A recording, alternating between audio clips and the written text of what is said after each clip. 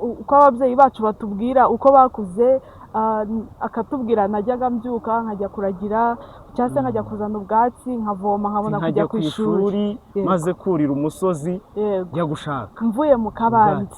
Undi akatubwira ngo twebwe iwacu nta nkweto twagiraga. Undi agakura abona iwabo breakfast mu gitondo, bleban, umugati, afite telefone ku myaka 12, ku myaka 8 nabyo bibaho, ugasanga umuntu afite telefone ku myaka 8.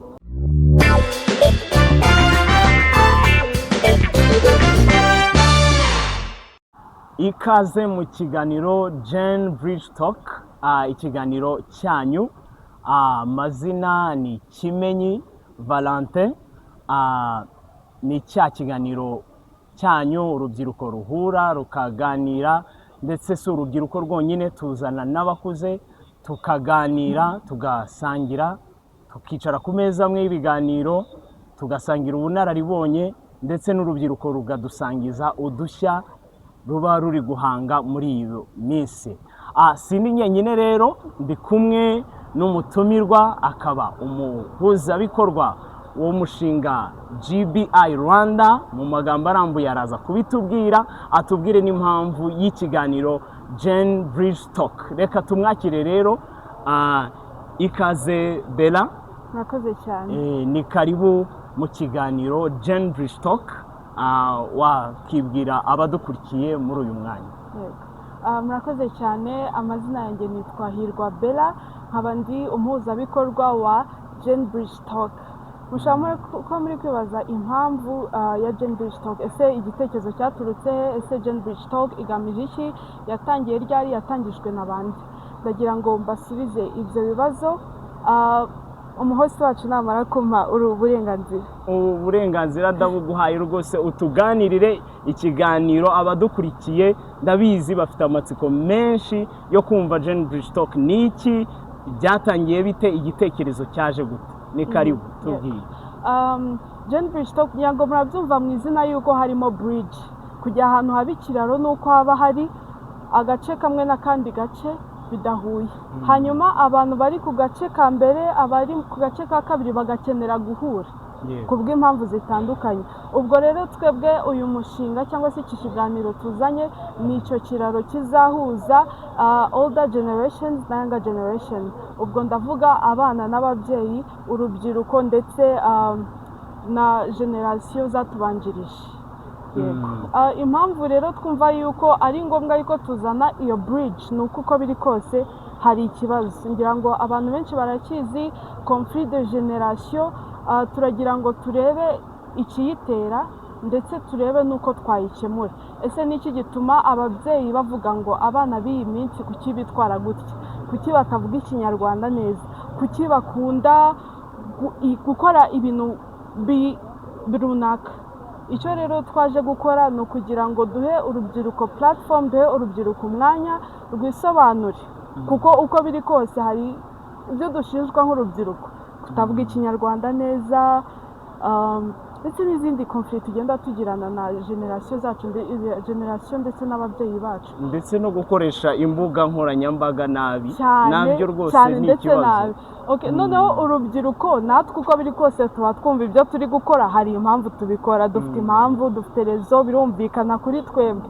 Ubwo rero ni umwanya wo kugira ngo twisobanure, tubwire ababyeyi twebwe ni uku twiyumva, twebwe ni uku tubitekereza, twe ni uku tubibona. Hanyuma muri ibyo biganiro tuzagira aho duhurira uko biri kose. Ugize neza, uravuze ati urubyiruko rufite ibyo abakuru barushinja, bavuga amakosa y'urubyiruko, ku uburyo barangarira ku matelefone, uburyo bafite ibintu byinshi bijyanye n'igihe cyabo. Ese ibyo babashinja bishobora kuba ari ukuri, ariko se abakuru bo barasabwa iki muri iki kiganiro? Kuko nituzajya duhamagara urubyiruko n'abakuru, abakuru bo bazabikoraho iki? Ese twakitega ko abakuru nibaza twicaye ku meza y'ibiganiro hagati y'abato n'abakuru, abakuru batubwira iki?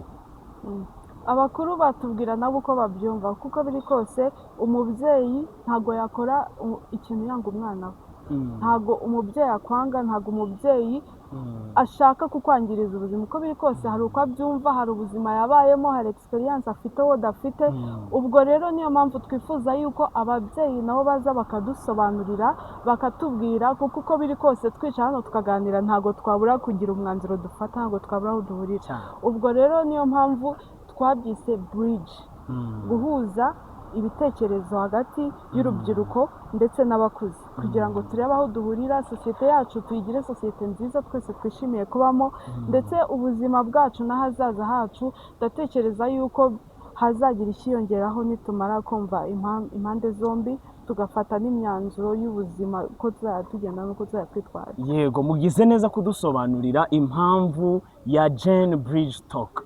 Twumvishemo Gen, tumenyereye Gen Z, Gen Alpha, Gen X, bivuga ngo ni generation. Twumvishemo ngo ni bridge, twumva ngo ni ikiraro. Uko uri kudukurikira ariko byumva, sinzi niba muri kubyumva nk'uko mbyumva, ariko ubwo harimo icyuho muri kugerageza kuzana ikiraro. Ariko se mutandukaniye he n'ibindi biganiro tugenda tubona hanze aha byibanda ku rubyiruko gusa, ibindi bikibanda ku basheshe akanguhe, ibindi ni uwuhe mwihariko Gen Bridge Talk izazana hanze aha ngaha? Ndagira ngo tubwire. Yego, umwihariko dufite ni uko tuzaha umwanya n'urubyiruko. Ibiganiro byinshi tugenda tubona ni abakuru bari guhana urubyiruko, kuki mwitwara gutya, kuki mugenda gutya, kuki mudakora ibi, kubera iki bigenda gutya. Noneho twe twaje gusubiza ibyo bibazo. Impamvu urubyiruko rumeze gutya ni iyi ngiyi, uko tubitekereza ni uku, uko tubyumva ni uku nguku. Ubwo rero tuje gukemura ibyo bibazo, kubisubiza, kugira ngo dushakire umuti hamwe. Iki kiganiro si icy'urubyiruko gusa cyangwa se abakuze gusa, ni ikiganiro gihuza bose. Tuje kubridginga iyo gap irimo hagati y'urubyiruko ndetse n'abakuze mu myumvire. Aha, ndabyumvise neza, ngira ngo muri kubyumva. Gen Bridge Talk si ikiganiro cy'abakuze gusa, si ikiganiro cy'abato, si ikiganiro cy'ababyeyi gusa, ni ikiganiro cy'urubyiruko. Urubyiruko rugahura, rukicara ku meza imwe n'abakuru bakaganira. Hari ibibazo byinshi dufite, uburyo muri kubibona ahangaha, hanze ahangaha ku mbuga nkoranyambaga, hari ibiba byacitse buri munsi. Urubyiruko ruvuga agahinda kabyo, n'abasheshe akanguhe bakavuga ati ibyo muri gukora si byo, ushingiye ku buryo babayeho. Ariko ni umwanya mwiza wo kuganira, buri wese akavuga, agatanga igitekerezo cye. Si icyo kibazo cyonyine, negeze kubona hari bigeze kutwandikira ati niba muri gukora icyo kiganiro ntuzabure kumubaza ati ese hari itandukaniro rinini, wavuze ko hari icyuho muje gusana mugakora ikiraro gihuza abo bantu bombi. Ese hari itandukaniro rinini koko rihari? Kuko niba ab'igihe runaka bavuga ati muri kwitwara nabi, bivuga ngo ibyo byose hari itandukaniro. Ariko se ni ibihe bintu biri gutera izo mpaka? Mubona ari iki muje gukemura? Ni izihe mpaka ziri hanze? Ndabanza nsobanure impamvu zihari. Icya mbere cyo turi mu myaka itandukanye. Uko biri kose umuntu w'imyaka 50 n'umuntu w'imyaka 20 ntago bari ku kigero kimwe cy'imitekerereze, ntago psychological ubwonko bwabo bukora kimwe, ntago bafite experience zimwe mu buzima, kandi buriya uko twitwara na personality zacu busanga ari reaction z'ibyo twaciyemo. Niyo mpamvu usanga umuntu aca mu bintu byiza ukabona ni umuntu uri gentil, ni umuntu ukunda, ni umuntu wishimye. Ariko umuntu yaca mu bintu bibabaje ukabona nyine uko ateye arababaye, imyanzuro afata, uko avuga, uko yitwara, byose bituruka ku byo yaciyemo.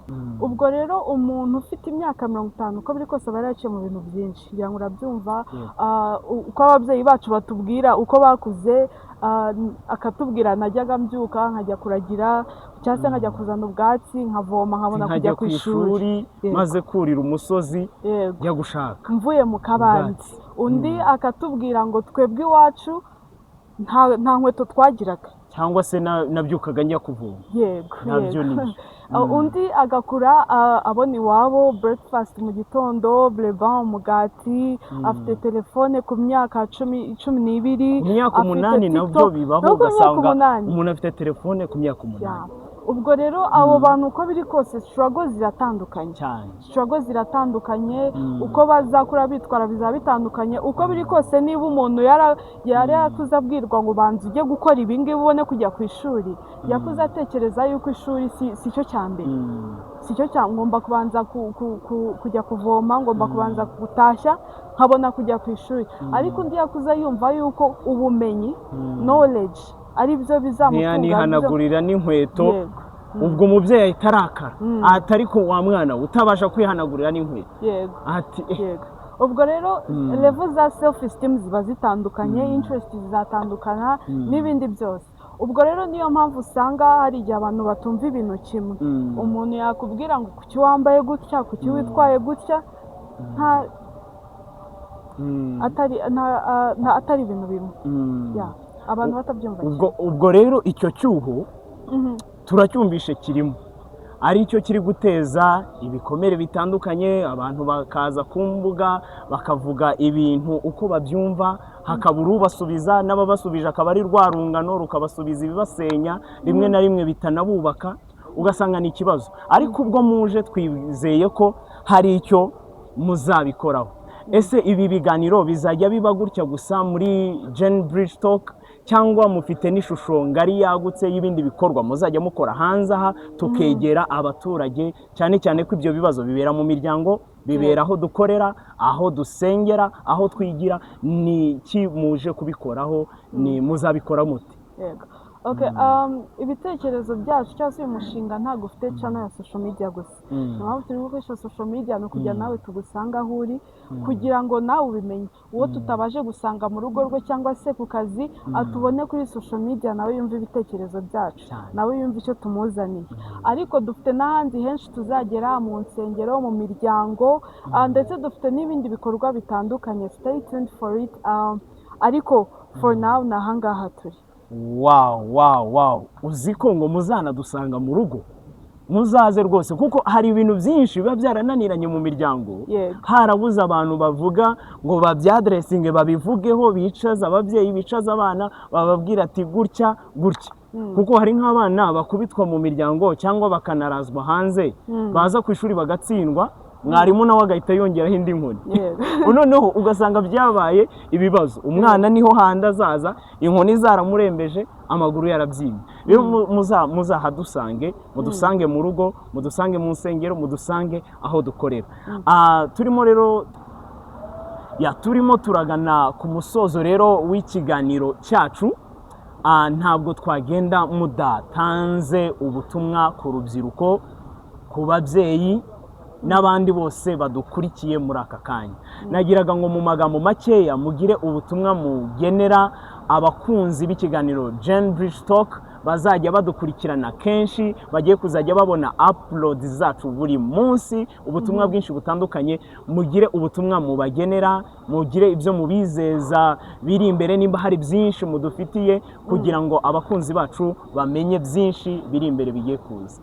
Ni karibu. Ikintu nababwira ni uko iki kiganiro ni icyawe, uzakisangamo. Uko biri kose ikiganiro dukoze uyu munsi mutakisanzemo, icyo ubutaha uzakisangamo, kuko tuzakora ku bice byose by'ubuzima bitandukanye, byaba ku by'urubyiruko ndetse n'ababyeyi.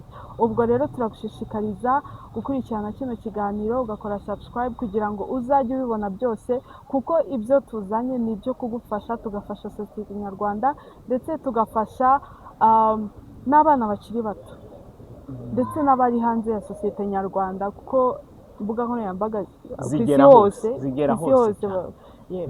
Ubwo rero stay tuned kandi turabakunda cyane. Murakoze rwose, murakoze cyane. Yari Kimenyi, umutumirwa wacu Bella, turamushimiye cyane. Nawe turagushimiye wafashe umwanya wawe ukadukurikirana. Byinshi biri kuza, byinshi biri imbere.